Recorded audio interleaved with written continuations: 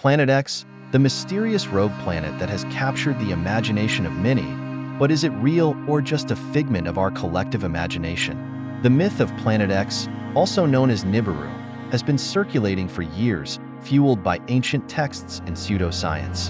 However, despite the hype and doomsday predictions, there is no concrete evidence to support its existence. Astronomers worldwide have scoured the skies with powerful telescopes, yet no rogue planet on a collision course with Earth has been found.